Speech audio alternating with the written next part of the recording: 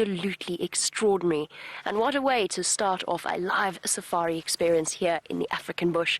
My name is Jamie, and the man behind the camera is Jandre, and this is Safari Live. Ready.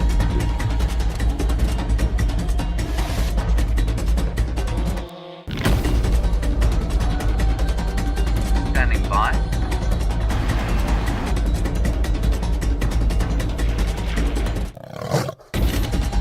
5, 4, 3, 2, 1. You are live, you are live. And as I said, what an extraordinary way to start off one's afternoon.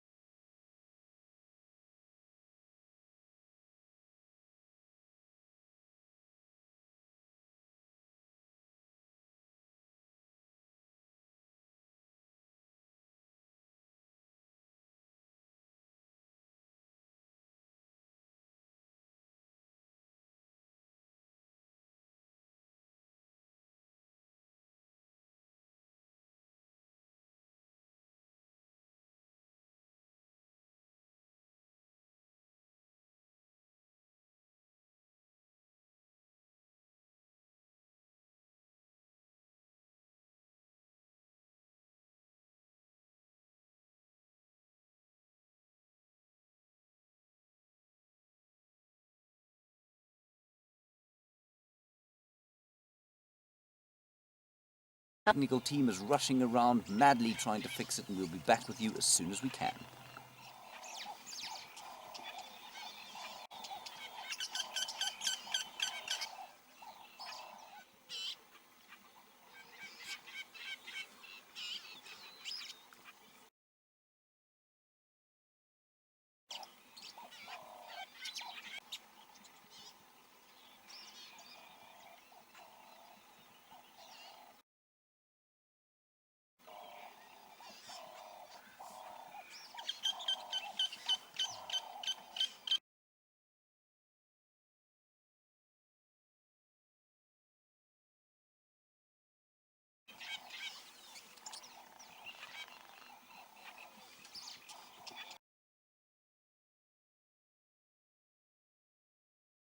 Hi everyone, we are experiencing technical difficulties, but please bear with us. Our engineering department will be working on getting us back up and running as quickly as possible. As you know, bringing you live safaris from the middle of the African bush is not always the easiest task in the world, but we will be back up, and stick with us because you never know what might be on your screen when we return to you.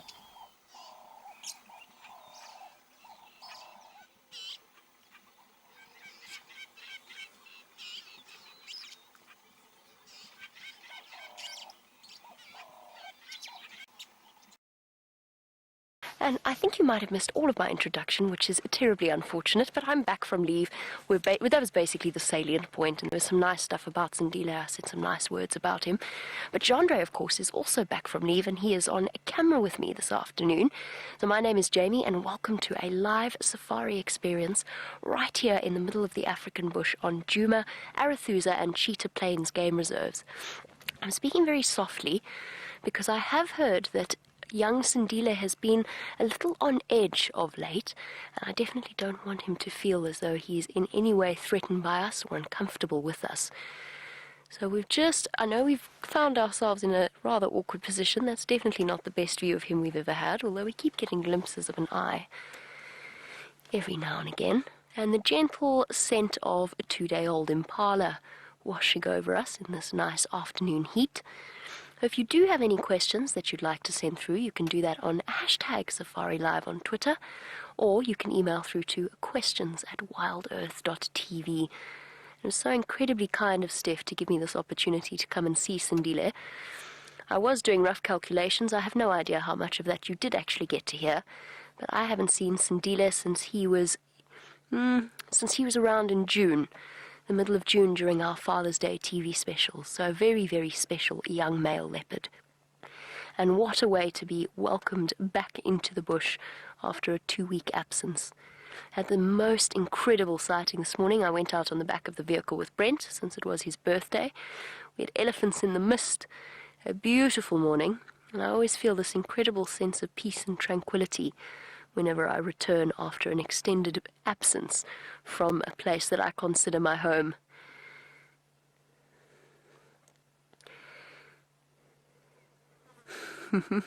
And thank you very much, James Richard, who has sent through a welcome back message for me and wanted to know how cute the wild dog puppies were. Well, James Richard, it was a vehicle that consisted of Brent's mum, Jerry, and myself. And for both Jerry and myself, it was the first time we have ever seen, sorry, we're busy looking at a leopard and talking about wild dogs, but I just have to tell you about this. It's the first time I've ever seen wild dog puppies. I'm trying not to get too excited because he's right there. Oh, angry elephant somewhere. Oh yes, so the first time I've ever seen wild dog puppies this small. This was our first day of leave. We went out with Brent's mother, who lives on a reserve just outside Hoedspruit. These things must have been this big. They were absolutely adorable. And the best part of it was we actually got to see the adult dogs return to the den and regurgitate the food, as they do for both the mother and the pups in the initial stages of their lives. And there was these 7 little ones. And I went back 2 weeks later, just before I came back to Juma, and went out with Brent's mum again. And these things had grown up so much. And their ears had started to stick up, you know, those giant Mickey Mouse wild dog ears, except for the one that just had the most amazing floppy ear. It was the best experience. This, of course, is also marvelous. I'm a little bit reluctant to move. I'm just going to let him feel nice and comfortable and secure with us, although he seems to be thoroughly distracted by the prospect of lunch.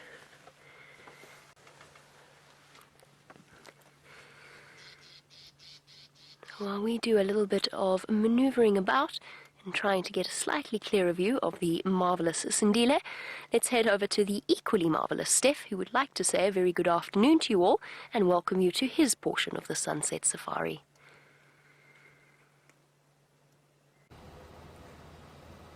Good afternoon, yes, and it is a fantastic afternoon. Thank you very much, Jamie, and also it's good having you back in the driving seat again and back from a holiday. It seemed like you've managed to get over your cold, but we'll fix that with a couple of days of fresh air and early mornings. Now, we've come into this area here. Well, firstly, let me not forget this time to introduce Brian. I forgot to introduce him this morning and he was cross with me.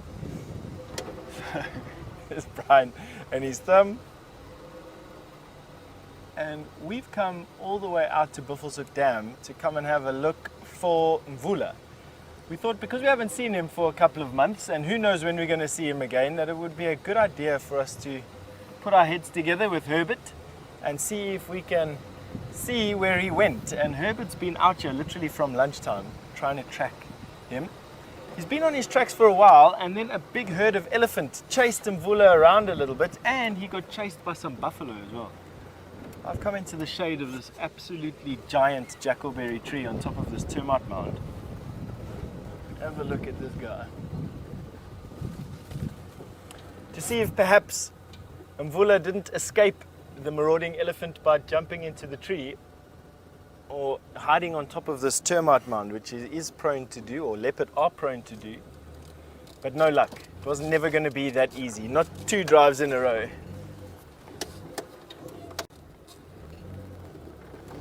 And so we continue our search on Buffelshoek Cutline, and Herbie will continue to follow Mvula's footprints, footprint for footprint, and of course leave us time to go and look for other things in the area. It's been a pretty hot day.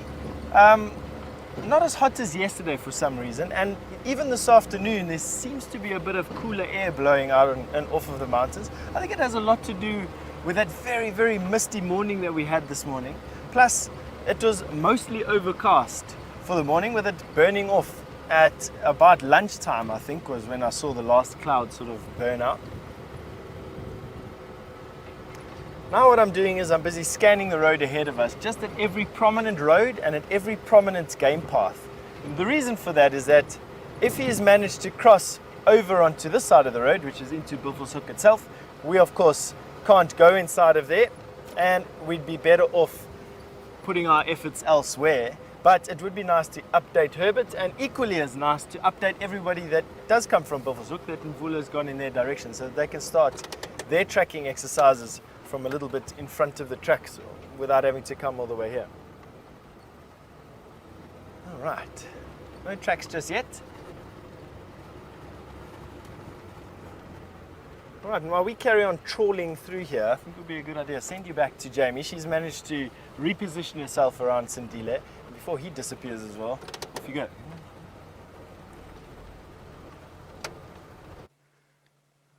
As you can see, we have repositioned, and in the great chess game that is live wildlife filming, Sindile has seen our movement and countermanded with a movement of his own, which then placed his head right back behind the tree, as he tucks into what's left of his impala carcass with considerably more relish than I think I myself might approach that task.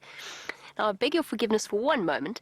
I just want to chat to Herbert on the Game Drive channel, who's been desperately trying to call me. I'll open it up so that you can hear our conversation as well.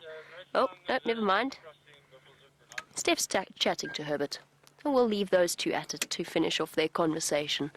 So we have a Game Drive channel that we use to communicate the sightings and coordinate our movements. So, as Sindile munches away, of course, the most noticeable thing about the sighting, if of course we could see his head and his neck, would be... Oh boy. It's all right. He definitely is a little bit on edge. Obviously, his treks throughout the greater reserve, the greater into the Kruger National Park, have left him with a slightly nervous feeling. You can hardly blame him, being the young male leopard. But of course, the first thing that one notices about him in this sighting is the giant collar that sits around his neck. Now, most of our regular viewers will be so familiar with the story so as probably to be sick to death of it, although I doubt that could ever be the case, naturally. But if you will give me some patience, I'm just going to go into it very, very quickly. So the story behind the wonderful young Sindile was that when he was close to a year old, he was left by his mother Shadow, who disappeared off for long, long periods of time. And of course, a young male leopard is only really independent at about a year and a half, maybe even closer to 2 years old.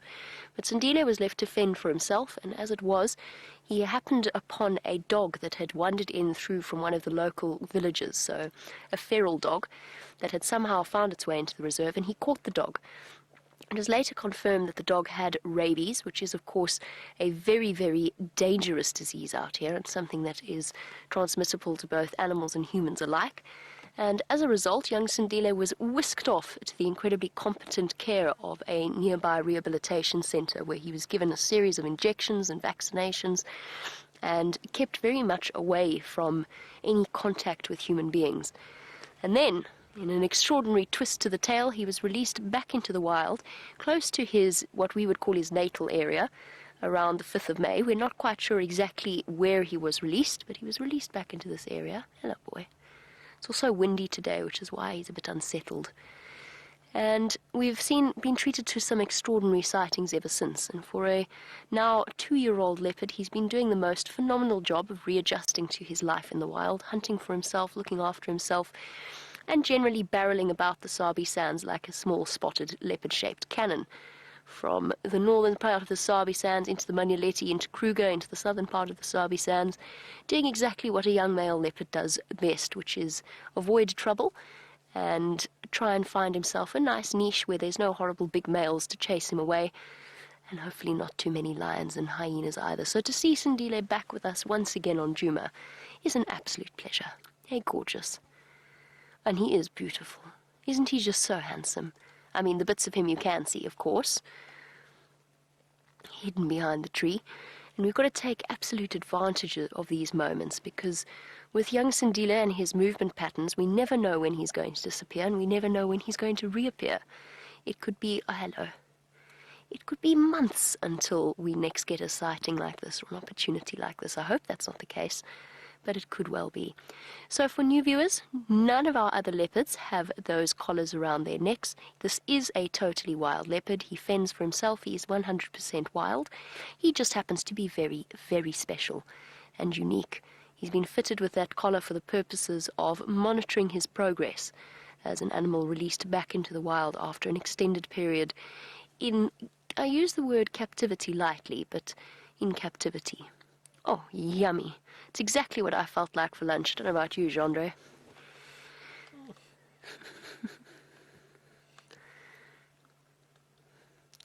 And a lovely message coming through from Kat in Tampa. Kat, it's wonderful to be amongst your presence and, of course, all of our other many wonderful viewers. It is so lovely to be back. And Kat has said she absolutely loves Sindile. Oh, how could you not? With those big, innocent blue eyes and that beautiful face of his. And Kat says perhaps someday somebody will write a book about him. I can almost guarantee, Kat, that somebody will write a paper about him, or at least including him as one of the subjects in terms of research. And who knows, between the many guides of... Hello. Gorgeous boy. Oh, I love his eyes. There's the many guides of Wild Earth. Of course, Mr. Hendry is the one with the commitment to writing a full book and publishing them. He's done several. But between all of us, I think one of us might manage to fit him into our memoirs one day. And off he goes. It's blisteringly hot this afternoon. I went away and I came back and summer had arrived. Gendre, doesn't it feel that way? It's definitely gone from winter to summer, so it's hot for him, and with his full belly he's going to go and look for some shade.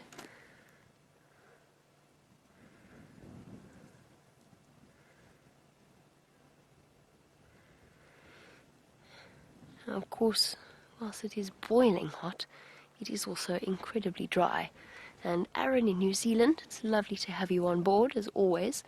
Do we have a prediction date for the next big rains? I think we should get a bet going. That's a measly portion, Sindile. Shame, boy. Not much left of your carcass. Oh, shame he's trying to cover it up, hide the scent away from the hyenas. So apparently there is a conversation about when the biggest rains will be. What counts as big, by the way? Are we talking 5 plus? Are we talking 10 plus? 15 plus? 20 plus? Okay, 20 plus. Alright, so it's over 20 mils, and we need a prediction date. Gendre, would you like to give it a go? We've already got quite a bet going that they're not coming. Okay, so Gendre says not at all. Oh, goodness, that's it. Well, they have to at some point. It might just be, yes, October 2017, which of course we certainly hope is not the case.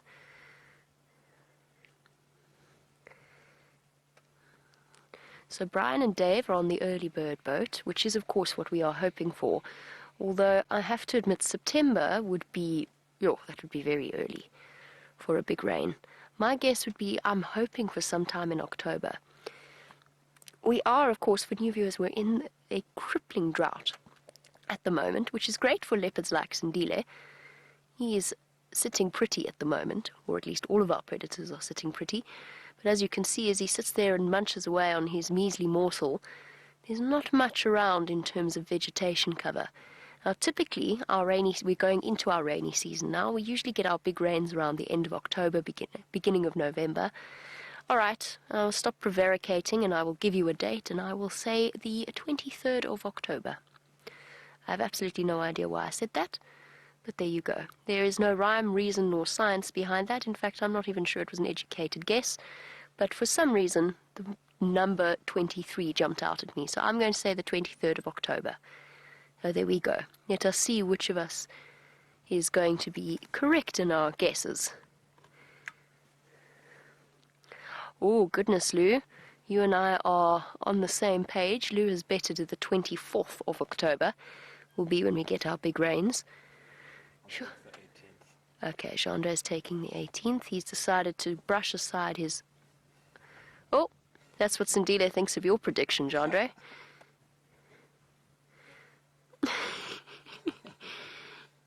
Oh, oh. Hairball. Oh. Are we going to vomit or eat some more? Eat some more. Okay, fair enough. I often find myself in that predicament.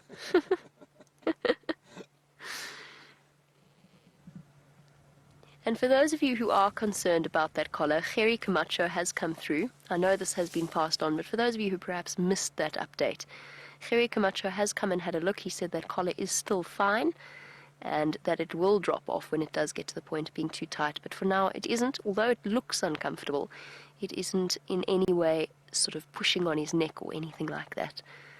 It is a strange thing to see, though, on a wild animal, I must say. I value it for the research and the information that it provides in the future, that it provides for different cases like Sindile's, but I would prefer to see him without it, of course. Okay, so the 18th of October, Jandre. We shall wait and see.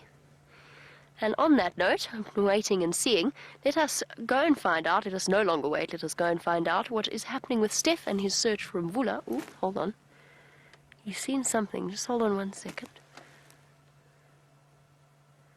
Something gave him a fright. I think he's just nervous. He might have had a few encounters with hyenas last night because his carcass was on the ground. So it might just be on a breezy afternoon. He's heard something coming. Nah, he's relaxed again. Okay. He's going to go and find himself a nice shady patch, and I think we'll try and stick with him and see where he goes. If Sindile does decide to move off, just to finish off quickly, if he decides to move into this block, because of... Oh, I think he's fine. I think it's safe to say that all is well. Thank goodness Brent left me with some vials to collect some leopard scat. Right, so while young Sindile completes his ablutions in peace, let's go and find out from Steph how his search for Mvula's going.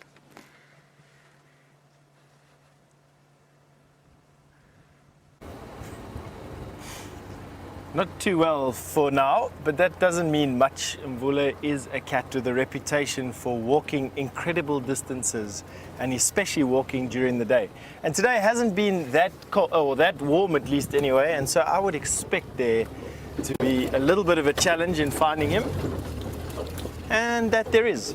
So his tracks go towards Buffelshoek cut line from Buffelshoek Dam, and then turn in a big loop and walk east. And that is just so typical of a leopard, to sort of confound the spoor. But you don't know what it was for. There could have been something coming down the path. It could have been an elephant or some buffalo. Any number of different things could change the pathway that a leopard would take. So what we've done is sort of hopscotched in front of the line of his tracks a little bit to see if we can pick up any sign of him. And it's always a good idea when you're tracking leopard to switch off your car and just listen to the bush around you. Very often we miss markers, monkeys calling, various animals giving alarm calls, and you'll drive straight past the leopard without even seeing it because of this. So that's exactly what we're going to do. We're going to drive into this area ahead of his tracks and then switch off and listen.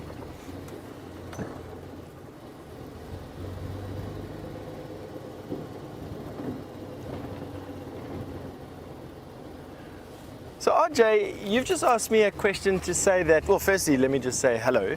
And secondly, you've just asked me a question saying that almost all of the cheetah and the leopard that you see walk around on their own, and you'd like to know why they aren't in packs. RJ, the simple answer is that most cats are solitary, and that with the only exception being lion, they will almost always walk around on their own. Most cats rely on a stalking, pouncing method of catching their food, and that requires great stealth, and that's very difficult to do when you are many animals together. Now, although lions do employ the same sort of tactic, the stalk and pounce method, quite often the prey that they hunt is far, far bigger than what they are. In some cases, buffalo for instance, you're looking at 4 times the weight of a big male lion That's where buffalo, a pretty big bull buffalo comes in at. Giraffe, double that again. Elephant, 6 times, 8 times that again. So lions need to break down their hunting into many so that once something is caught, that they can all help to bring it down and therefore all benefit from the kill. So with the exception of lion, all cats are solitary hunters.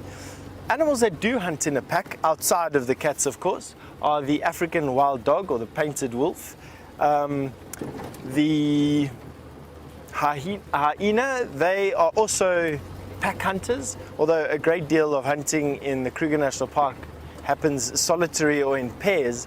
Hyena are very prone to forming quite large packs, up to 50 plus individuals, and even they are capable then of pulling down buffalo.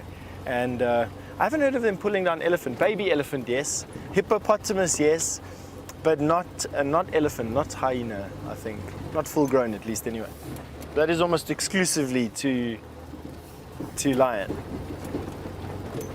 So I hope that that answered your question, RJ.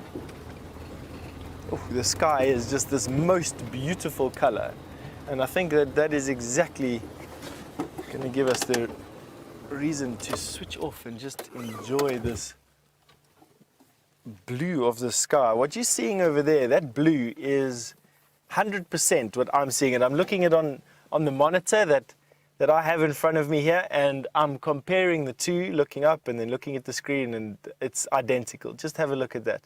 Not a cloud in the sky after this morning being so misty we couldn't even see the front of our bonnet. And you can just see those skeletal figures of those trees. These particular ones are not being affected by drought. Those particular ones are dead because of being ring-barked by elephant. And then we're moving across to some knobthorn acacia. And then there in the distance, that green bush is a guari, a euclea, one of the evergreens here. Very tough, leathery leaf, full of tannins, not very digestible at all. So only under dire circumstances will elephant eat it, and you can see that there's a lot of it around here. They, of course, produce a berry that is quite edible, and in January, February, March, and April, hardly a bush here gets bypassed without a handful of berries being plucked off of it and shoved into our mouths and into our pockets. Very handy fire beater as well, just by the way. Let me go and see if I can get you a branch and show you what I mean by a fire beater. Fires here, of course, are fairly common things, and we quite often will use these. Just pick you a nice one. Something slightly bigger than this. I'd go in and I'd go and get a big branch. And fires being fairly common out here, how you combat a wildfire out here is by putting in a backburn. If any of you have ever seen how they burn sugarcane, or sugarcane is probably about the best way that I can describe it. So wildfire is coming towards you, blowing with the wind, uncontrolled, very, very dangerous. You go to a road or a fire break and you put in a backburn that burns into the wind and towards the fire. What it does is it creates this gap of burnt land that the fire will be able to find no food in. And so the two fires join with one another, they form this massive conflagration and will eventually just put each other out. And how you put in the backburn is from a road. So say now my finger was a road, if the fire was coming this way, you'd put the fire in here and you'd burn it. But of course the wind will be blowing in your face, and you need beaters to stop any bits and pieces of flame that come across from your backburn, as we call it. And you need a beater to put it out. And we use guaris for that. And you can see I can bash this as hard as I want and the leaves don't come off. So you can see what a good fire beater that would make. And while I'm bashing it, I'm thinking it might even make a very good fly swatter as well, considering I get plagued by the little insects. I almost said something else there for a second.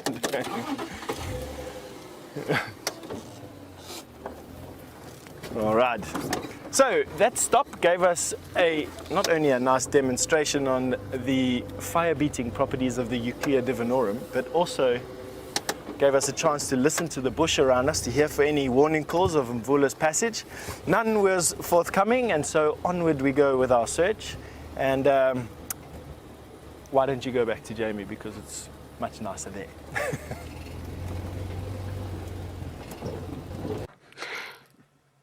It is lovely here, although having enjoyed the pleasure of Steph's company, I wouldn't necessarily say that it's much nicer here. However, I've just realized that I'm a complete and utter silly person, because of course it wasn't the last time that I saw Sindile on the Father's Day show, because as Kirsty was updating us about the Steph's search for Mvula, I realized the last time I saw Sindile was with Mvula, sharing that impala carcass not far from where we are now at all. So my apologies for that. I don't know how I managed to... I didn't so much erase that from my memory as just simply got my timelines mixed up.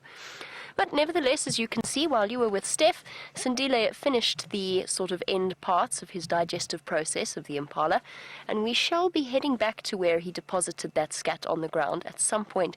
Not right now, and I'll explain why. The one thing I have noticed, one thing we know for certain with Sindile, I've accidentally walked him twice now, that since he's been released back onto the reserve, and he is not at all comfortable with people on foot. He's running away at 150 meters. So if I were to go now to where he deposited that scat and try and collect it, we would find ourselves with a very missing leopard. In fact, we find ourselves with no leopard at all. Luckily, Brent, when he cleared out the car, left me with several lovely gifts. One was the leopard vial, the leopard scat vial, with its preservatives silicone beads, sorry, you know, all the same basically. And into this I shall scrape and deposit Sindile's scat, and this will be shipped off to a company called Panthera. So we're going to write down all of his details on the little piece of paper that's tucked away in there, and off it will go to Panthera to be included as part of the genetic studies of the various cats, or at least in leopard terms, particularly focusing on the paternity of our various leopards, so who the father is, because that, of course, is one of the great unsolved mysteries of the leopard world. Which male leopard's father which cubs, and is it possible to have two cubs of the same litter fathered by different fathers? So that's the whole plan, but of course I can't do that right now. I know that we did collect Sindile's scat at some point, but I quite simply cannot resist the compunction to go and pile some more scat into a tube.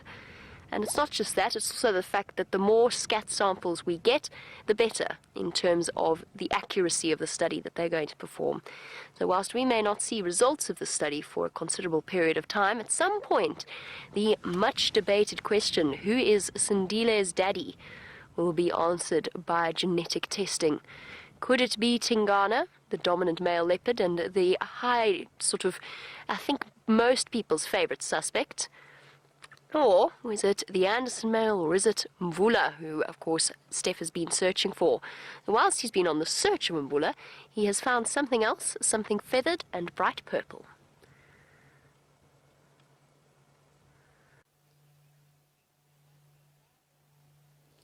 And you know, you please don't ever tell Brent this, but we'll keep his bird list going by showing you these weird and wonderful birds that he sees.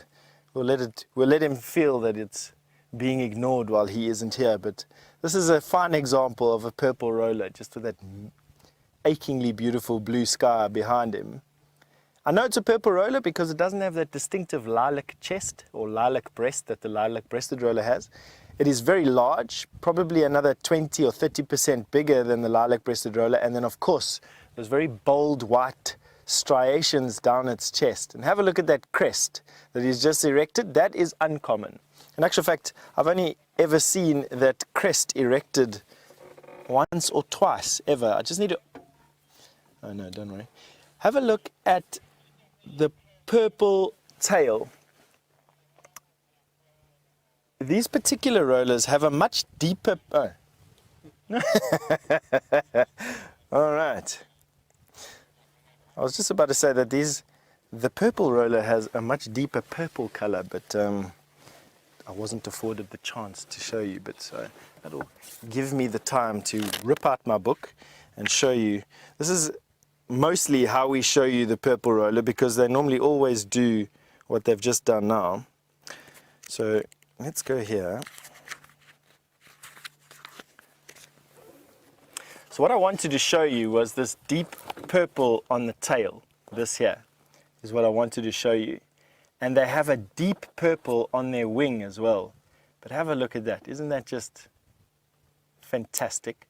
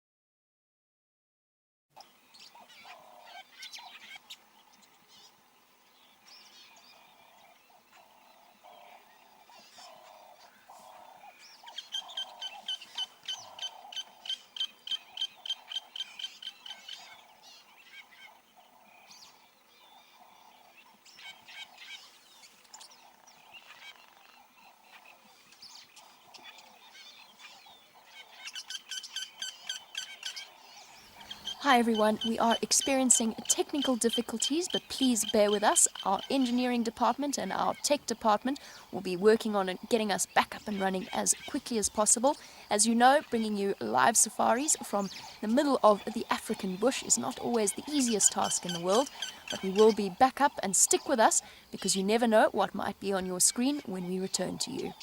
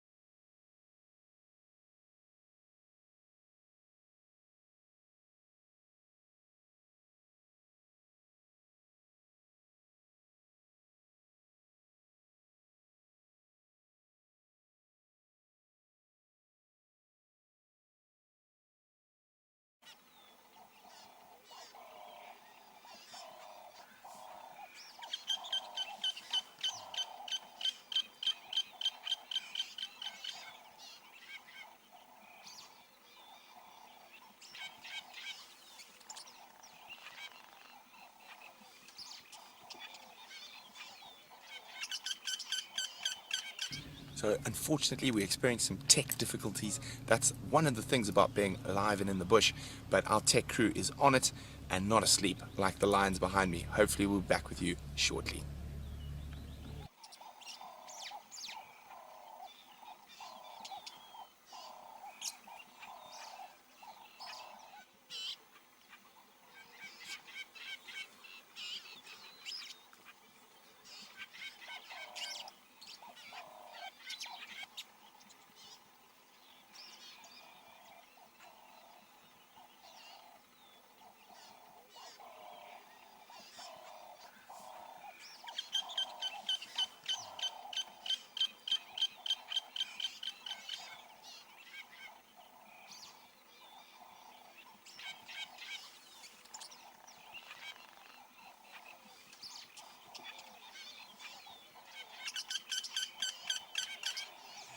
Sorry about this, everybody. Perhaps something has pushed over the Gowrie repeater, just like the elephants have pushed over this marula tree.